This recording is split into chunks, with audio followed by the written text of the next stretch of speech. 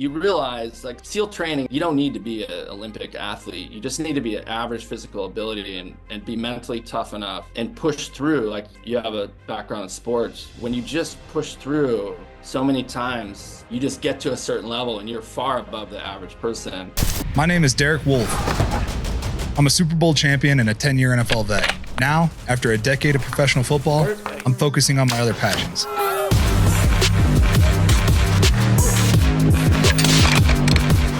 Welcome back to the Wolfe Untamed podcast. Today's guest is Brandon Webb, former Navy SEAL. He's part of SEAL Team 3. He's also a sniper. He's an author. He's got an unbelievable story. Lived on a boat, became an American, served our country, and has written a ton of books, made video games, a media company. Just an incredible guy. So hope you like this one. All right, Brandon, I appreciate you taking the time.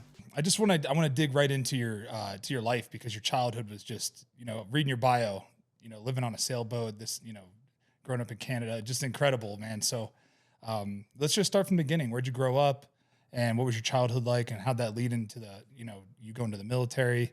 Saw that you left home, you split from your parents at like 16. So let's just get into it, man, because I think it's really interesting, and you've written a ton of books. So let's just get into it.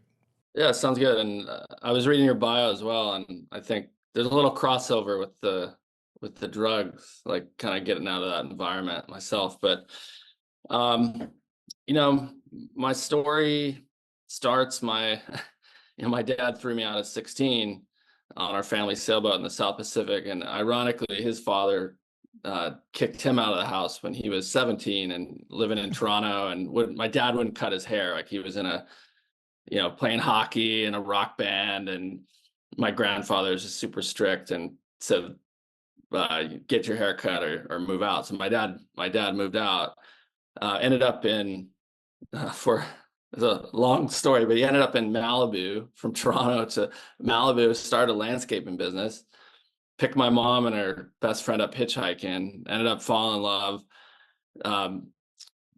moved her up to British Columbia, like interior British Columbia, Canada, up in the Rocky Mountains in this little town called Kimberley, British Columbia, and had myself and my sister, and kind of built a pretty successful construction business, and then ended up losing everything in this financial crisis in Canada, and really hit rock bottom. Like it really shook them to the core. Even I think I was probably 6-7 years old at the time, but I can remember, because we had it pretty good, and then he lost everything. We had a lake house in Idaho, just south of the Canadian border, but anyway, the bank came and just took one thing after another, and then my mom and my father always had this dream to sail around the world, so they said essentially, screw it. They scraped together their money, bought a sailboat in Vancouver, a 47-foot catch, moved the family on the boat, and then we sailed it from Vancouver to Seattle. We lived in Seattle for a while, Everett actually, and then sailed to Ventura, California. And he was working in construction industry as a superintendent. Then we'd saved up some money as a family, and then we took almost a year off and sailed down to Mexico. I was 11, I think, at this time. And that was like an amazing trip. Like if I was to sail with my kids, I think that age, like 12 and under, is an amazing age. Because I don't know how to explain it. At least for me, it was an incredible experience, like snorkeling, spearfishing. I was running around Cabo San Lucas. Anyone that's been to Cabo San Lucas, when I was there, the main marina, which is now filled with $1 million fishing boats and hotels, was just an empty field with donkeys roaming. There's like 2 bars in town. It was just wild west, and I was just like running around like a madman. But that trip was amazing, that started my kind of life on the ocean. And I had grown up in the mountains, had skied since I was a little kid, and now I'm like in the ocean, learning to surf, learning to spearfish and snorkel and free dive. Then I came back from that trip, went back to school, and this is homeschool. My parents homeschooled us before the internet, so we were like mailing in our classwork. and came back from that trip and spent a couple more years living in Ventura on the boat. And it's kind of funny, as a boat kid, it's kind of like, I guess, what it's like to grow up in a trailer park. Everyone at school is like, wait a minute, where you live on a boat? But I had some friends in the harbor, good friends. Then my dad was like, you need to get a job. So I got a job. He got me this job, essentially a janitor after school at this boat store, just cleaning toilets and sweeping floors and mopping. And it's a job that just sucks, but builds lots of character. And I did that for half a year. And my mom came home one day and she says, hey, the scuba diving boat needs like a kid to just help people off with their equipment and take the trash out, fill up the scuba tanks, just kind of odd jobs. And she said, I talked to the owner, and if it works out, they'll teach you how to scuba dive. And I was like, man, this sounds like amazing. Better than cleaning toilets. So Yeah. I tried out for that job, and the owner, Bill McGee, hired me. It was tips only to start.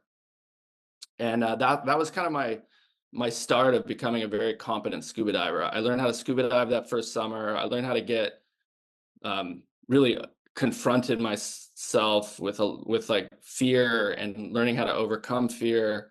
I remember that first summer, at the end of summer, one of the captains woke me up at 2 a.m. because we all slept the crew slept in the wheelhouse of this boat. And it was like 70-foot boat, had a hot tub, private chef. Like, it was a really nice setup. But if the weather and the sea state started to get rough, we'd often have to move the boat, which the case this time when he woke me up. And he says, hey, you need to suit up and dive on the anchor. And I'd done this in the daytime plenty of times, but never like 2 a.m. And we were at the northernmost Channel Island off the coast of California in Santa Barbara, an island called San Miguel. And it was a big sea lion and seal rookery and like known great white shark breeding ground. And all I could think of was like, fuck, man, there's like sharks down there. It's 2 a.m. I'm like a 13-year-old kid. I just turned 13. Like, you want me to do what? And he's like, suit up, this Irish Captain Mike. And so I was like scared to death, but I ended up doing it, diving on the anchor.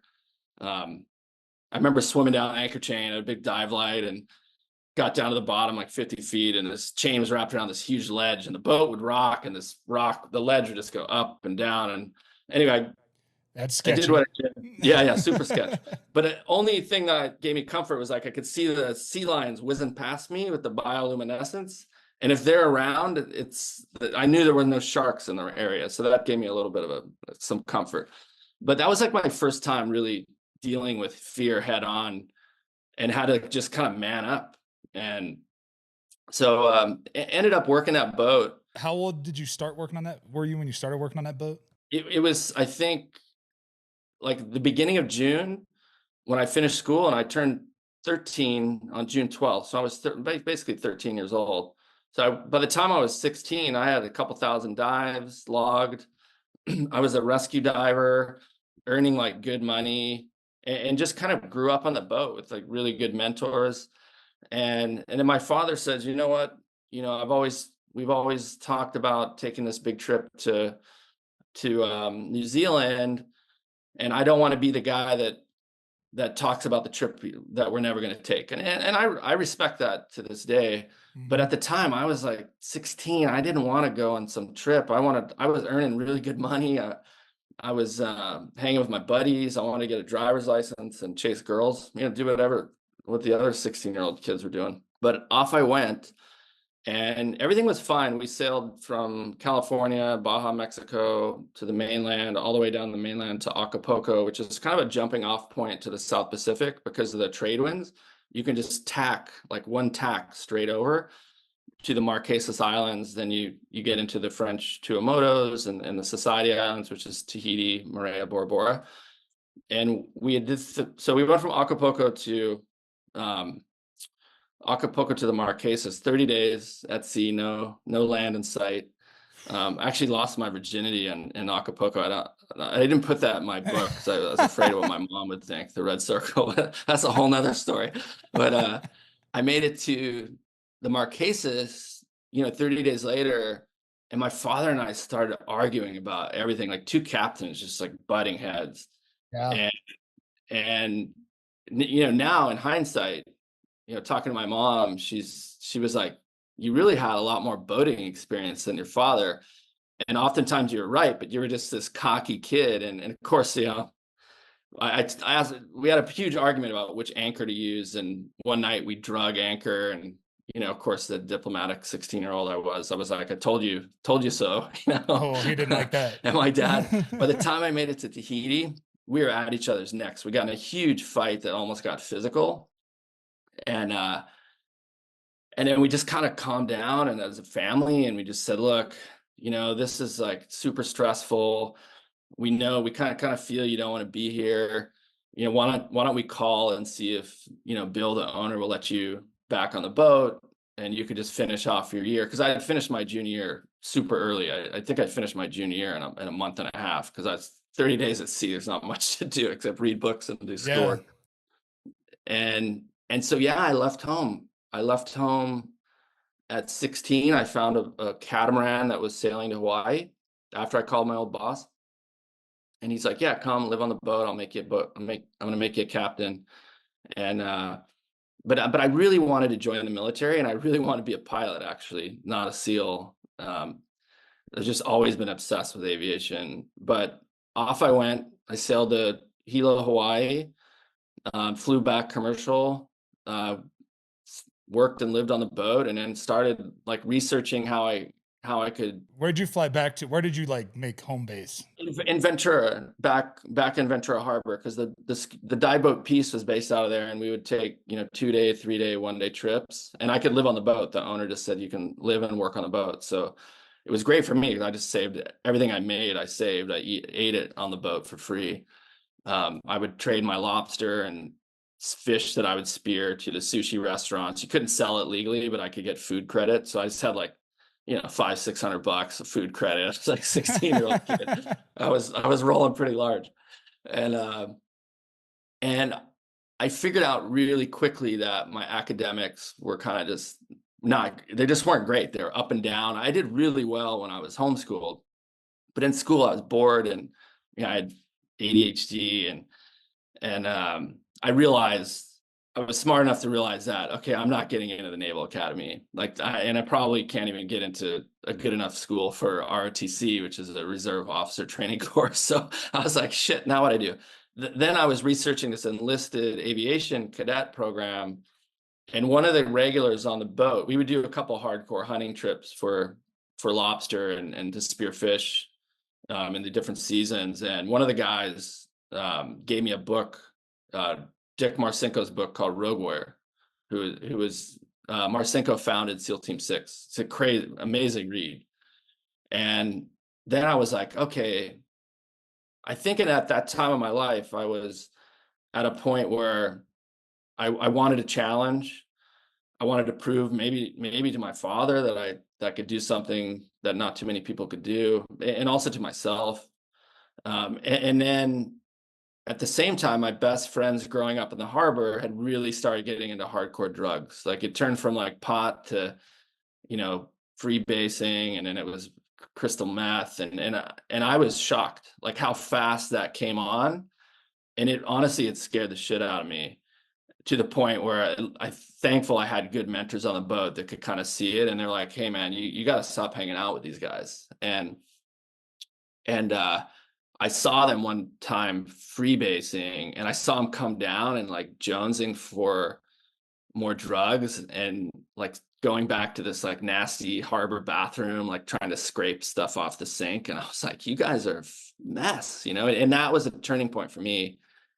And I said, you know what, I got to get out of here. So I decided to enlist and become a SEAL. And at the time, you couldn't get a contract direct to the SEAL teams. You had to take just a regular Navy job, and then apply once you're in boot camp. And so I ended up signing up for air crew search and rescue program, which was a good program. I scored high enough on the entrance exam called the ASVAB. And so off I went to Orlando. After I finished boot camp, I went to Pensacola for air crew school and search and rescue swimmer school, which was both amazing. And at that point I had to pick a job, like a primary job. And in the back of the helicopter, either you were a mechanic or an aviation warfare systems operator. So I didn't want to crank wrenches, which I kind of regret this day as a pilot. Like, I wish I had been more mechanical, but I ended up being an AW. I went through a bunch of amazing training, and then and I applied in boot camp also for SEALs, but they told me I passed the test, and they said, look, you've got this rescue swimmer job. They're not going to let you go. You need to finish your training and then apply once you get to your final duty station. Because it was what I didn't realize was that it was also an undermanned job. Like they were understaffed, and so were the SEALs. So they couldn't like take from one understaffed position and fill another. So I ended up going through a bunch of training, learn how to operate the equipment, the helicopter rescue hoist, went and then ended up at HS6, the helicopter squadron in San Diego. I did a deployment. Had great guys. I'm still in touch with some of these guys to this day. And then I applied for SEAL training.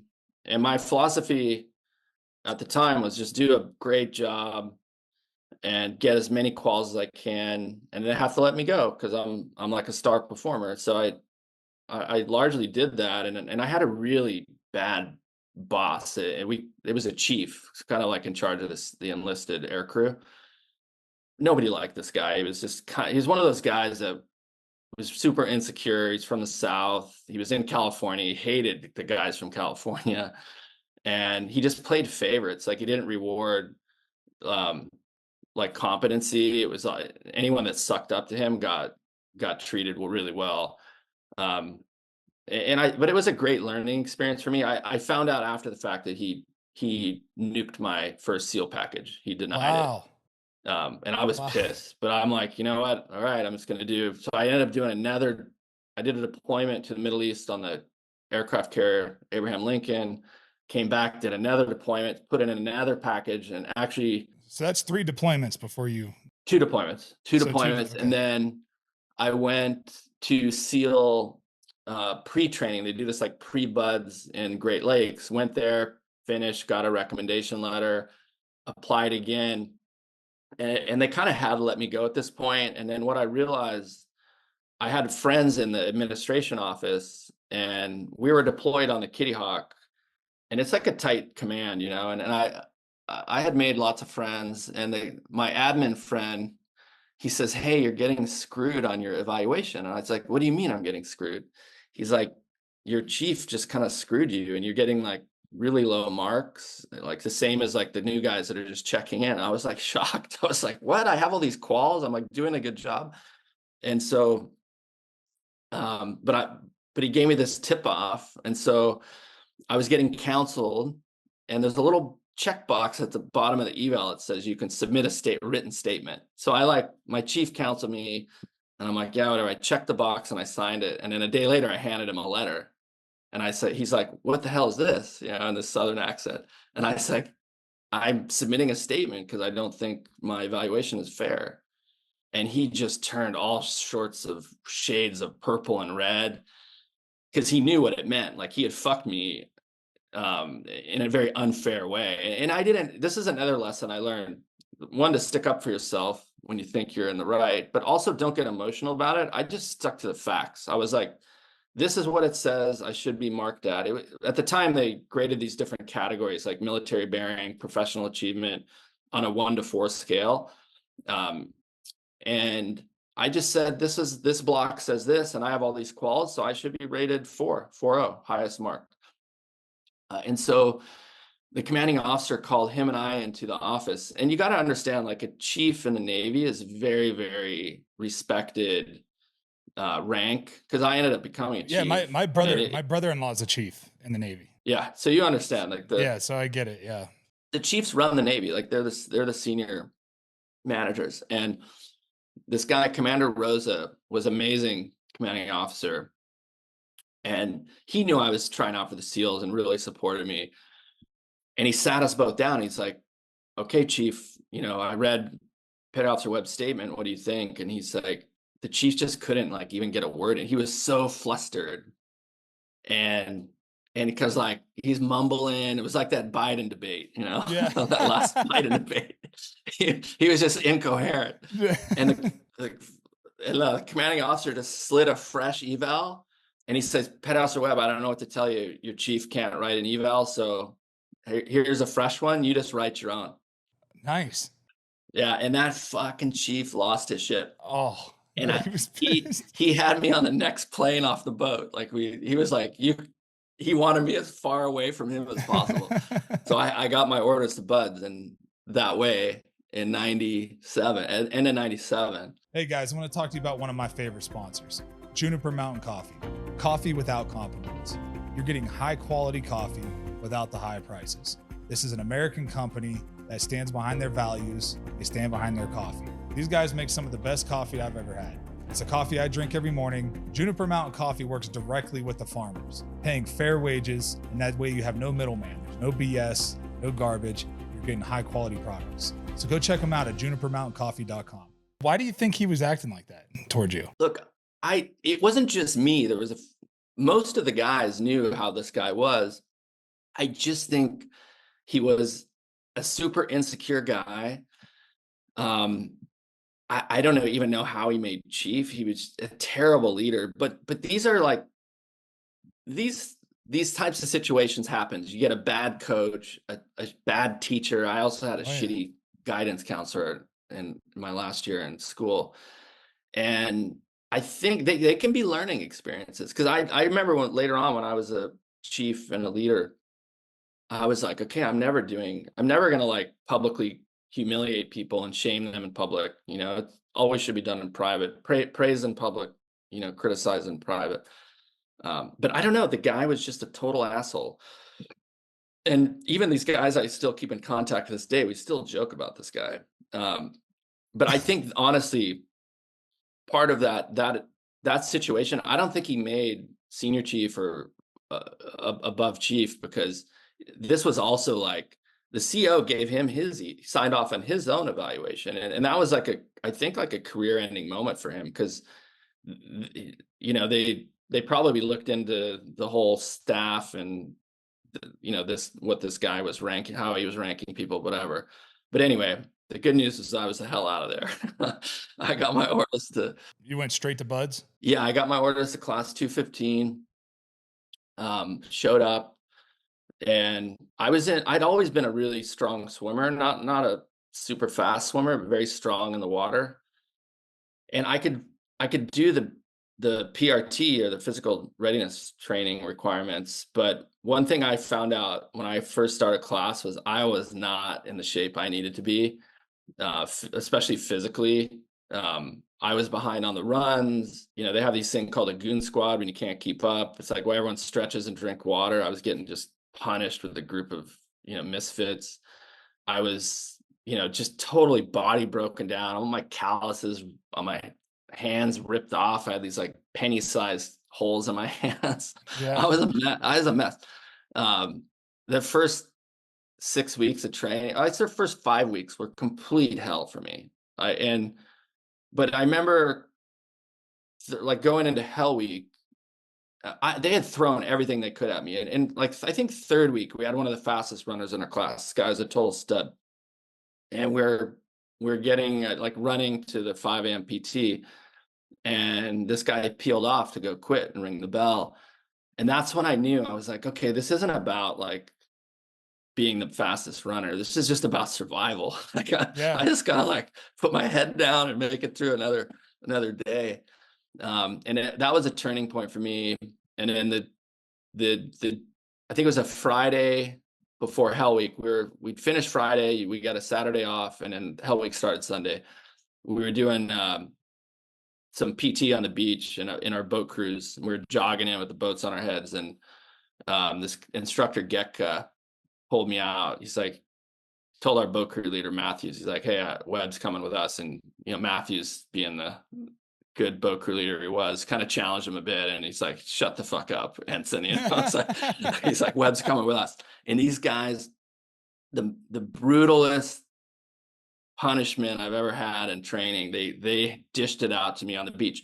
Later, I was an instructor. I knew they were trying to get me to quit. They just realized, they thought I was, just didn't belong there, and they're going to just run me out before Hell Week. Like, why waste their time in Hell Week? And they had me out there for an hour, just trashing me, physically abusing me. And I just put it up with it. And at the end of the day, I don't know if you remember that movie, A Few Good Men, when Richard Gere was like, that was me, man. I was like, I got nowhere else to go, man. Like, this is it. I was like, you guys, the only way you're fucking getting me out of here is in a body bag. And I said that to them. I looked right at this Buchanan. It was Sholem, Buchanan, Getka, and this big Italian dude. I forget his name, but he, I just said, that's it. I'm not going anywhere. And they let me be. And from then on, I was untouchable. Like, they just were like, they knew they couldn't break me. Yeah. And Hell Week came along. They play all these psychological games in Hell Week. And I had been through the ringer. I was like, it was like a vacation, to be honest. Like, Hell Week was tough staying up, but all the psychological games, I had been through the gambit. I'm like, guys, this is my world. I've been living in this world for 5 weeks, Yeah. But that was a turning point for me. And then eventually I got in really good shape, and my body recovered after Hell Week. And then I was just the gray man from then on out, and no one really messed with me. And all my times went up, my swim times and run times, and I got in really good shape. And you realize, like, SEAL training is not designed, you don't need to be an Olympic athlete. You just need to be an average physical ability and be mentally tough enough and push through. Like, I don't know, you have a background in sports. When you just push through so many times, you just get to a certain level and you're far above the average person. Yeah, your threshold, you keep building a threshold. So like your threshold gets higher every time you like bust through it and don't quit. It gets bigger, and then you just have to keep stacking those it's like, well, I always say 1% better every day, like every day I'm just going to like push myself a little 1%. And then next thing you know, nothing can break you, so you go through 5 weeks of hell. It's like, now you're unbreakable. Yeah. And I became one of the top athletes in the command at SEAL Team 3. I mean, it said that in my evaluation, because we would do command PTs as a group. And I was like, wow, like it felt good. And so I graduated. We started 220 something students, and we finished 23 originals in class 215. And then I went to SEAL Team 3, did amazing golf platoon with one of my best friends at the time, Glenn Doherty, who was one of the SEALs that died in Benghazi, Libya. But Glenn and I were in golf platoon, went to sniper school together as a pair, deployed to the Middle East. We're doing non-compliant shipboardings. With Saddam Hussein was smuggling oil out of Iraq, so we'd board the ships at night, take them over, and then steer them down to United Arab Emirates in Dubai. And then the U.S. Cole happened. The suicide bombers blew a hole in the ship, killed 17 sailors. So the anniversary is fairly recent. We got tasked to go down there with the special boat team, set a perimeter, and I was a sniper overwatching the bridge. All right, guys, I want to talk to you about a product that I've been using for a long time, over a decade. When I was playing football, one of my main staples in my diet was bison. I got my bison from Great Range Premium Bison. They make some of the finest cuts of bison you can get. These guys have ribeyes, ground bison, all the steaks that you want. My favorite part about Great Range is that you don't have to worry about antibiotics or growth hormones in their meats. Great Range Premium Bison is a family-owned company providing bison meat from family-owned ranches around the country. So please go check out greatrangebison.com. So you get through buds. How did you decide, like, hey, I want to be a sniper? Like, did that just naturally happen? Yeah, I had no real interest in being a sniper. I thought it was cool, but it wasn't something that I was like aspiring to do. It was just Glenn and I we were new guys, and as a new guy, you just kind of shut your mouth and do what you're told. And our chief, Dan, said, "Hey, we're short 2 snipers. You guys are the best the best shots in the platoon. We're going to give you an opportunity." And typically new guys didn't get that opportunity. so we were pretty nervous because we didn't want to like let the platoon down, and it had 30% of the students fail that go to sniper program, and they're all like super high caliber guys. But yeah, we just kind of got picked. And so yeah, I went through sniper training. It was like incredibly stressful, like more stressful than SEAL training. Like mentally, just every day was stress. Like every day sometimes 2 or 3 times a day you're shooting for your to not go home, you're like you Yeah. can't miss. Um and but I made it through. Um yeah, and then we were on the Cole. I remember when the Cole got bombed, even as a 23-year-old, I was thinking, wow, like the two guys in a crappy dinghy almost sank $1 billion warship. It's insane. Like the nature of warfare is like changing. This is crazy.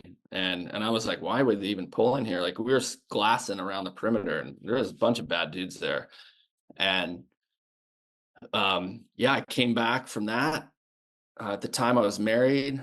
My my I was in another workup. My ops officer, Kevin, who I think wrestled for Michigan, he was a beast. He was like, hey, I know you want to re-enlist tax-free, but I need you to jump into this kind of problem platoon. I don't know if you experienced this in sports, but in the SEALs, we sometimes break up entire platoons just for chemistry. It's just not working. And this one platoon, everybody knew Echo Platoon. And they kind of scrapped everybody, kept a few core guys, and then rebuilt it. And they asked me to come be one of the senior guys to rebuild. And we had an amazing chief, and an amazing platoon commander, Chris Cassidy, Chris ended up becoming the second Navy SEAL astronaut, ran the astronaut program at NASA. I think he's retired now. And so I jumped in Echo Platoon, and then Echo Platoon was set to deploy in another 4 months. My wife was going to give birth to our son in like, I think right about the time we're going to deploy, and they said, hey, we'll hold you back so you can see the birth of your son, and then you can meet up the platoon overseas. Well, then 9/11 happened. Yeah. And then when I saw the second plane crash in the towers, that's when I knew. I was like, I'm not going to see my son's birth. I'm going to be deployed for sure. And that happened. So I was in Afghanistan. First we went to the Middle East and Qatar, and then we went to Kuwait. We did some shipboarding, joined another platoon doing the shipboarding stuff. Then we went to Qatar, and then over to Afghanistan. And it was crazy. Like I remember landing in Kandahar, and there was still like blood and glass, and Marines were wandering out of the perimeter, stepping on landmines. It was crazy. So I was in Afghanistan. But the one thing I would say about Afghanistan, when we deployed, there was a very clear mission and purpose. Like people ask me all the time, like, oh, you don't have any like PTSD or issues? Like I had some issues, but mostly around losing close friends. But that deployment to Afghanistan, I went on, I don't know, 20, 30 missions, saw a lot of stuff, but I think I don't have issues with that combat deployment because we had purpose behind it. Like we had a very clear purpose. We're destroy the training camps, kill the bad guys, and try and catch Osama bin Laden. And we largely did that within the first 6 months. And I think America should have left. Yeah. The problem was we stayed, and it turned into my generation's Vietnam. Like it became no purpose. And the rules of engagement when I went over was 15 years old, fighting age male with a gun, shoot him. Like that was it. Very clear, very clear purpose, very clear mission, very simple. And we did the job like very, very efficiently.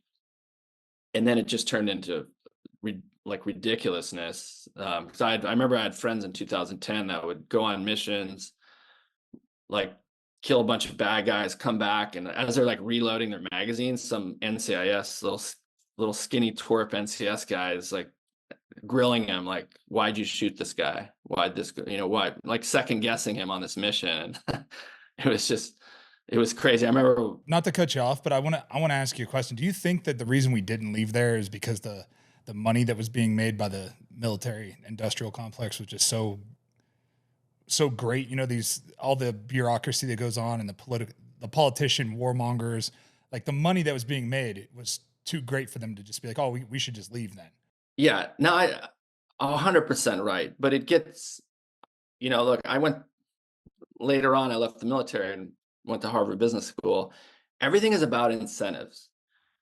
The incentives are in place still. It's why our political system is broken today. Like the incentives are not aligned, right? We have a political system that delivers bad decisions. Like Kamala and Donald Trump are not the best America has to offer by far. And the system's broken. We have a two-party duopoly that has no incentive to change.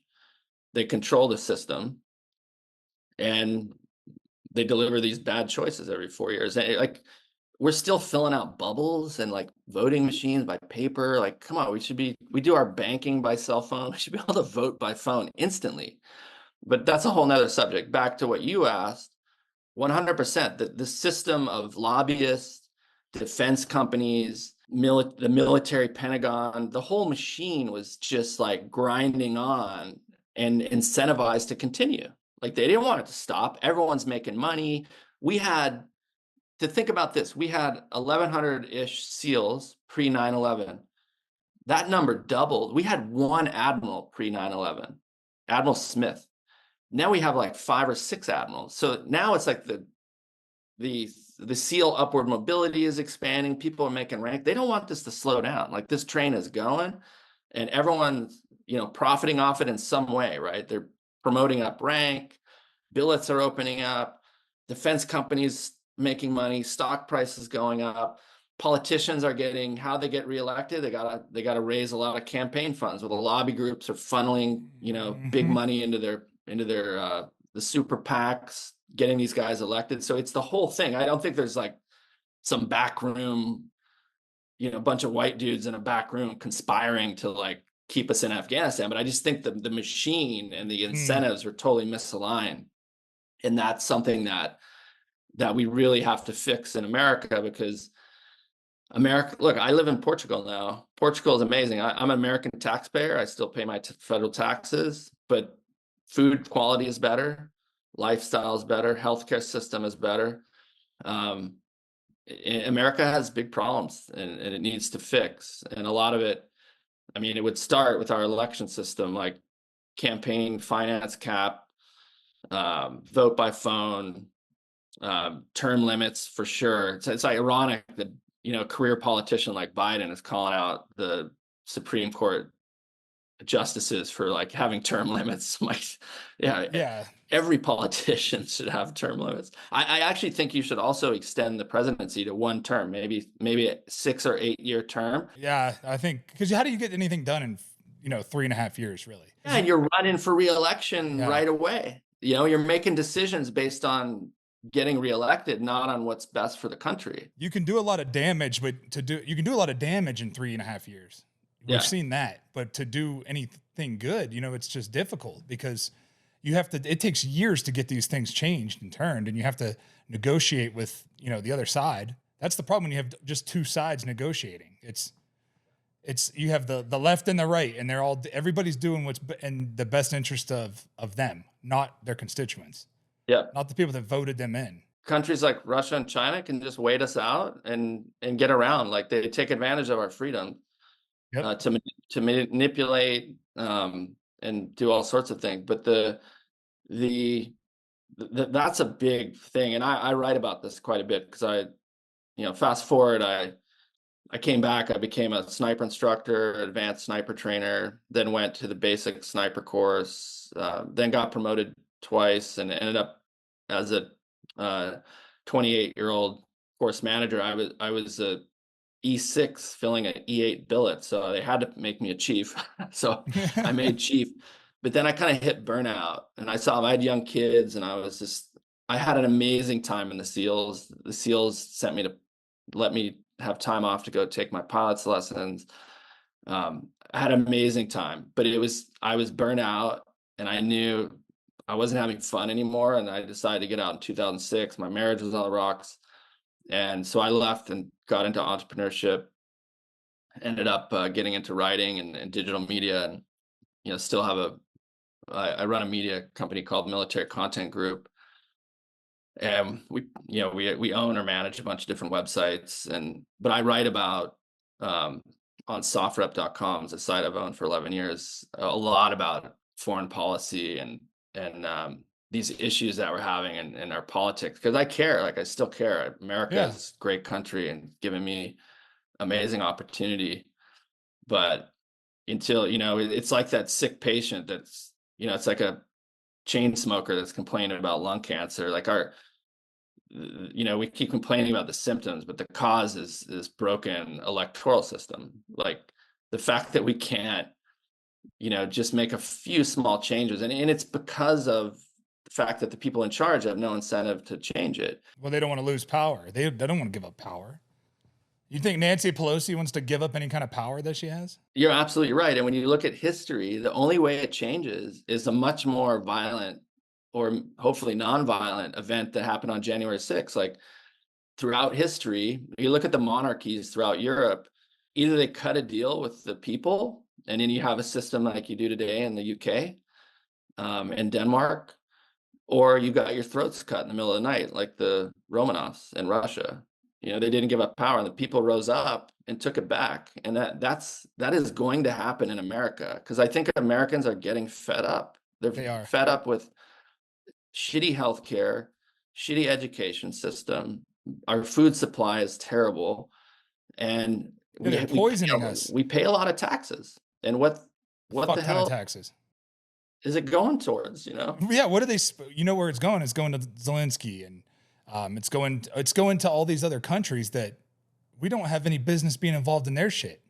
We'd have no business being involved in anybody's business. We really don't. Like, yeah, no, we don't exactly have a great track record. It's been terrible since the 60s. Yeah, since post World War II, it's been garbage.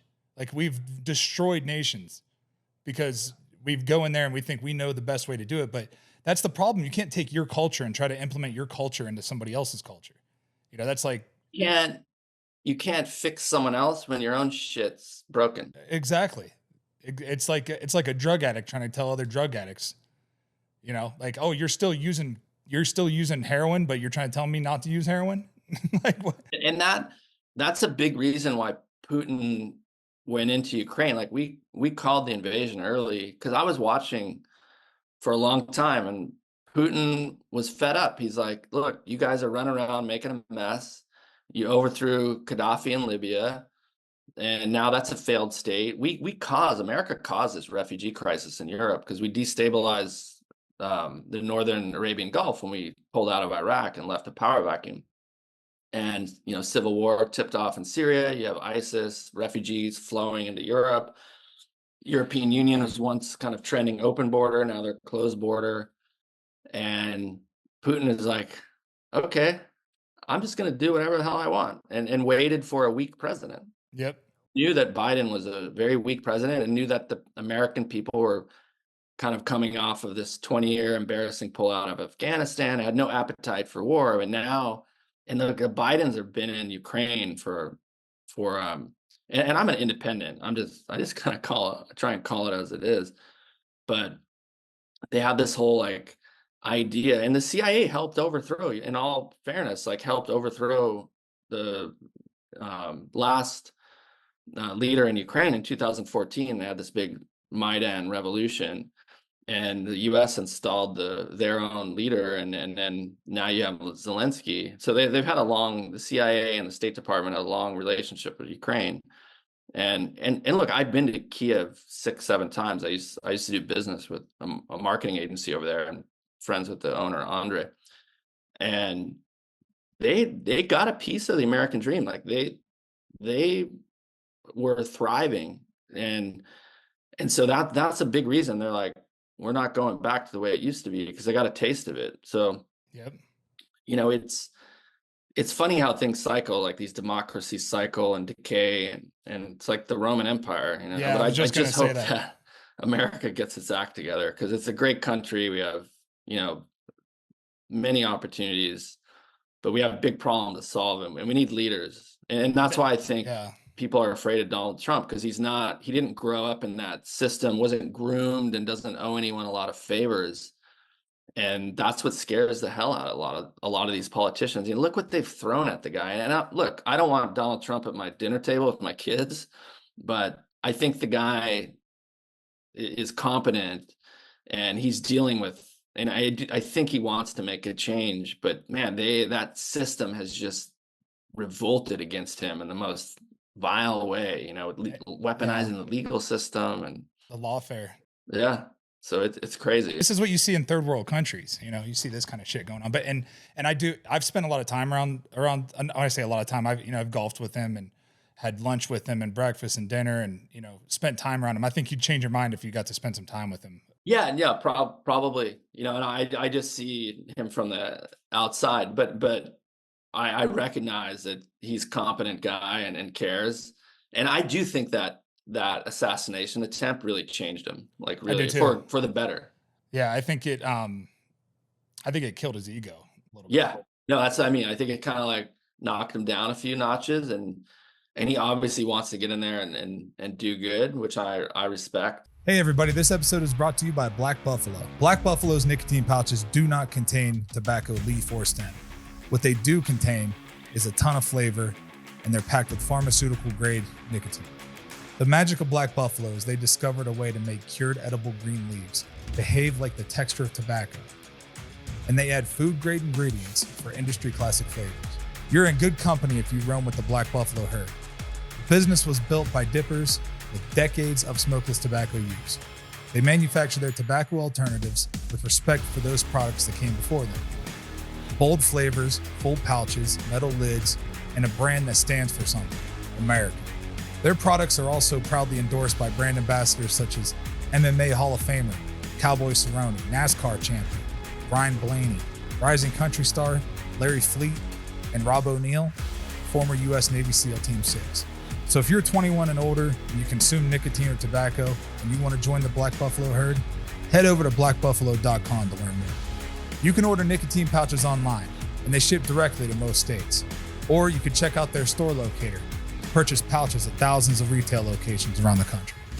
Black Buffalo, an American brand, pouches worth respect. Well, that's what I was going to ask you is, what do you think, we talk about all these problems at the leadership level. What do you think has to be done to fix those problems?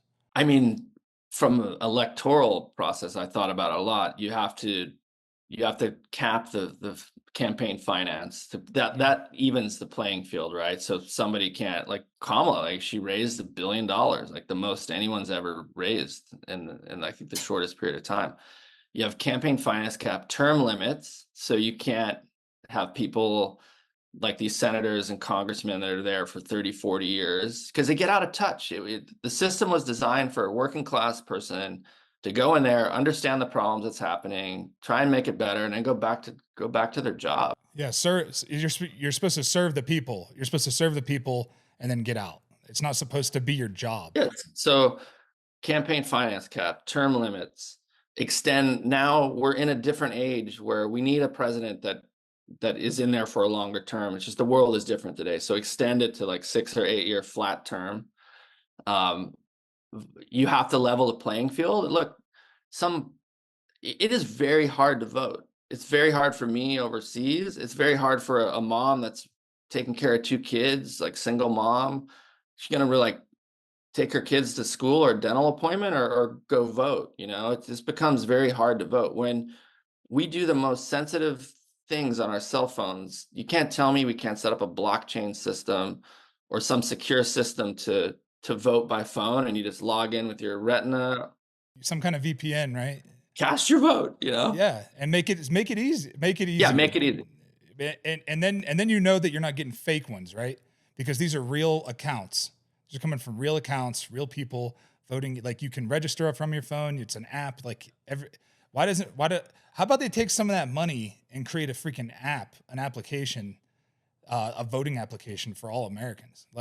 And you have to have a social security number. You have to have a social security number and an ID, and then you're good. And then you get to vote. Like that's all you need. A passport, citizen. Two-factor in, cast your vote, and it's done. It's super easy. But just those things alone would radically change the political landscape. Oh, 1,000. And it would stop the cheating that goes on, the ballot harvesting that goes on, because it's easy to harvest paper ballots. It just Yeah, and the is. only other thing I haven't really thought about, but we got to get rid of the two-party system, because it's not a monopoly, but it's a duopoly, and they control it like stranglehold. So you have to let independents and different parties be able to kind of vote. But just those simple things would make a huge difference. And if we don't change, and you just look to history, people get fed up to the point like there's going to be some form of revolution in the US, and it could be nonviolent or violent, but history says like that's the way it gets changed, when people in power don't make the change and the people get fed up. And I think we're getting there. Like it's boiling over. Like they Oh, yeah. divided us, and now people are just, they're angry. And Yeah, they are. it's just a matter of time. Well, because it's funny. You see one side, right? You see the left right now. And what they're doing is they're trying to use every celebrity they can, right? So, Oh yeah. which I think these guys, I think the celebrities that they're using, they have dirt on all of them. Yeah.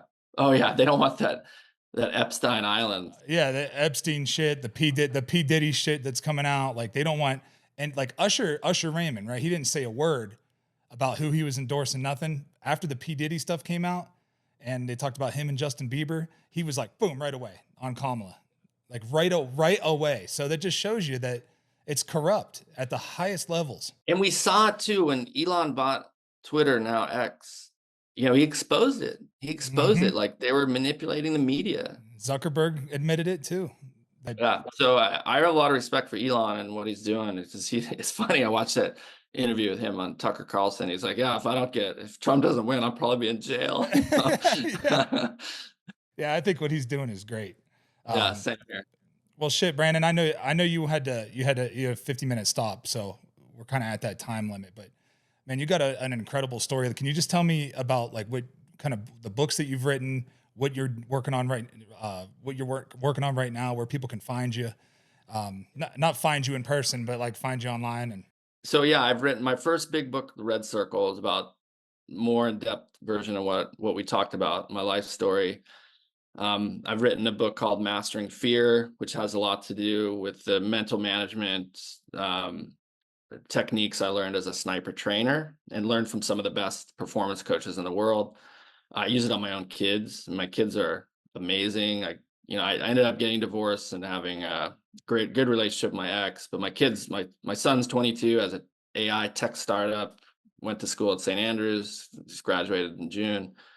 My daughter's at design school in London. Her younger brother, Grayson's a basketball player, like a great golfer. I think he's at like 8 handicap, but he graduates this year, wants to go into finance. But I used a lot of these like mental, like the tools in Mastering Fear, that book I wrote, to coach my kids. yeah, because there's a lot of negative self-talk, like a lot of a lot of well-meaning coaches, but they just don't coach effectively, because they have a negative style and they're pointing out all your mistakes, and that's all you can think about. But anyway, I wrote that book. Then I had a idea for a thriller series, kind of like a Jason Bourne meets Hannibal Lecter.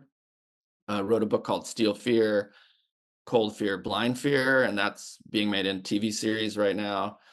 I wrote a book called Killing School, man, about the sniper program, which is actually going to be released as a video game in February on Steam. The game's called Center Mass Streets of Ramadi. And then I think they do it on Steam and then make some adjustments, and the game will be officially out in the next fall. But yeah, I'm on BrandonTylerWebb.com. You can find all my stuff there, Instagram, all my books. I actually want to write a book on parenting. I'm really kind of like formulating that in my head right now, because I think that a lot of parents out there they like struggle with resources. And I had so many people come up to me because I belong to the Harvard Business School alumni and the group called YPO, the Young Presidents, and they're like, hey man, like how do your kids so like nice and confident and happy, and I'm like, they ask me all the time. I was like, oh, I got to write a book about this. So I think that'll be my next book. Yeah, you should. But yeah, just enjoying life. It was tough getting out when I was a SEALs. I was one of the first handful of guys with Latrell and Chris Kyle. And it's like first guy through the door in a shoot house, you take the bullets, man. Like guys are really critical of that small group of us that were doing books. But I think now enough time has passed, they realize that, you leave the SEAL teams, you gotta start new, and you gotta, you want to acknowledge where you come from, like a professional athlete. You have to, acknowledge it and leverage it to take care of your family. And I think people respect that now. Jocko Willink used to be my neighbor in San Diego, and when he was in college getting his officer training, I remember I rode my bike out of the driveway and I looked at this guy, and we both looked at each other like, what the hell are you looking at, asshole? Like that look. And he was like, hey, are you a team guy? I was like, yeah, that's how we met.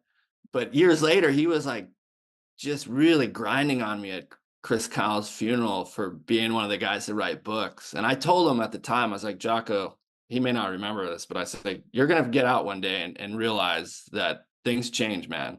You're going to have a different perspective. And now, like, he's got a podcast and great. He's written some great books. So I have nothing but respect and wish him the best. But yeah, it was tough, man. I'm not going to lie to you. It was tough to transition and deal with a lot of that kind of community, just hate that went on. But so you're kind of one of the first guys to do that. Yeah. So you kind of paved the way for all these guys. I live a good life, man. I fly my airplane. If you ever come to Lisbon, I'd love to take you flying. Actually, my wife was just over in Portugal. What was that, last year? And she loved it over there. So that's what happens. She'll go somewhere and love it, and then she'll bring me along. Nice place, and I'll take you flying for sure. That'd be great. Well, Brandon, I appreciate the time, brother. I'm not going to take any more of your time, but awesome story. Awesome dude. Awesome American. So appreciate your service, and wish you nothing but success, man. Hope you keep crushing it. Yeah, and stay in touch. Yep, will do. All right. Thanks for listening to the Wolfe Untamed podcast. Be sure to check me out on Instagram, DerekWolf_95. Check out the Wolfe Untamed podcast on YouTube. You can listen on all the other platforms, as well as DerekWolf.com.